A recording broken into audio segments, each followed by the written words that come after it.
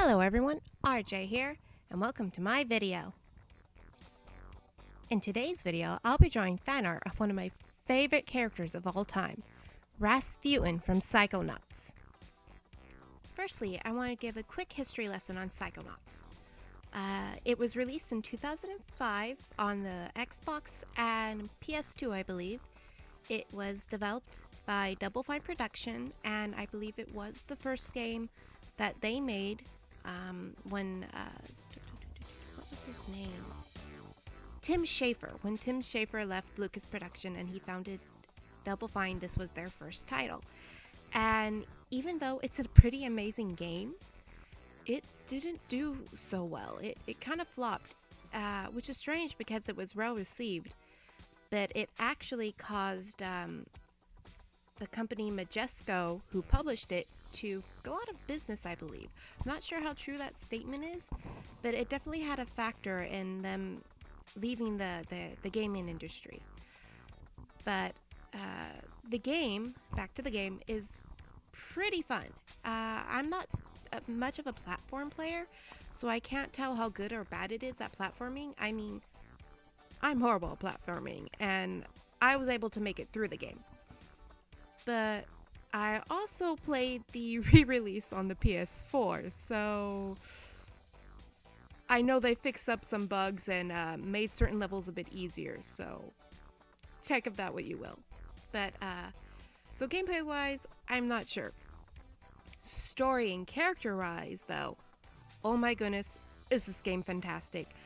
I have not laughed so much playing a game since ever. I mean, I fell in love with this game when I walked in on a friend playing it at his house, and I caught the tail end of the game. He was playing the very final level, but the dialogue and the character interactions were so much fun, so golden, so beautiful.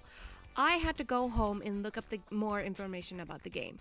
Sadly, I couldn't get my hands on it, so I ended up just watching the walkthrough of it on YouTube at the time.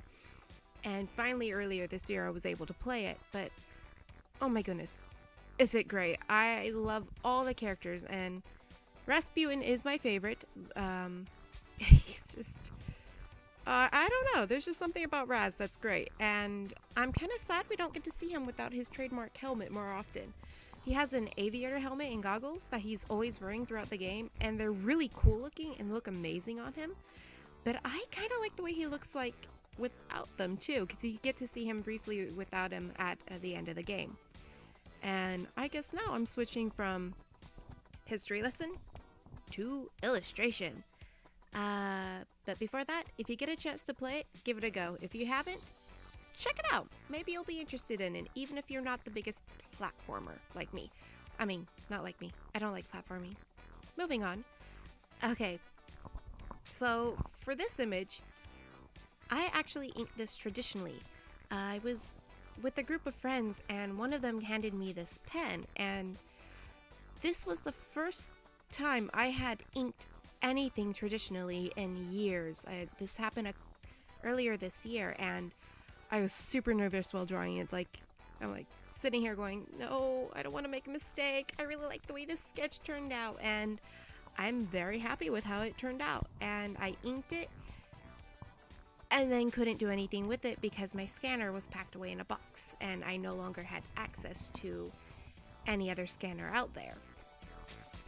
And I just had to wait till I either found someone who was willing to let me use their scanner, or just wait until I was able to unpack mine, and I ended up waiting. At the beginning of Inktober, I realized I would need my scanner, so I made room for it and set about unpacking it. It wasn't too hard to reach. It was just a bit of a pain setting up because of the situation I'm living in right now. But yeah, so I got my scanner out, scanned it, and this was the first image I colored. I colored it digitally, and it was inked traditionally, and it came out better than I could have expected. I had a bit of difficulty here and there, like the green ring here. I couldn't figure out how to recreate what I was seeing in the screenshot, but otherwise it was just really fun and a lot easier to color than my normal ink, digital ink line art, because when I ink on the computer, I have a habit of not closing my lines. There'll be little gaps here and there, and that's just the way I draw. It's just part of my style. But when I try to use a paint bucket tool on that, paint bucket tool don't like it. Not at all. In my last video, I complained a lot about the paint bucket tool, so I won't say any more on that. But because I inked it traditionally, most, if not all, of my lines are closed, and it was just a lot easier to color. I had a few instances here or there where there was a gap in the lines, but it was overall so fun, so easy, and I think I'm probably going to continue forward with this type of illustration. Inking it traditionally, coloring it digitally, or inking it, scanning it, printing it out on Copic paper, and using my Copics. I do have some videos like that in the works, so I hope you'll enjoy those when they eventually come out. And I think that's it for this video. This is a pretty short narration. If you sat through my rambling, thank you very much. And I hope you enjoy the rest of the video, because there's really not much else for me to talk about. Oh, before I forget, I will say this. This is his outfit from the game, just missing a few things like his helmet and jacket. Otherwise, that's it, yeah. Thanks for listening, thanks for watching, thanks for putting up with my rambling, and I hope you enjoy the rest of the video. Have a nice day. RJ out.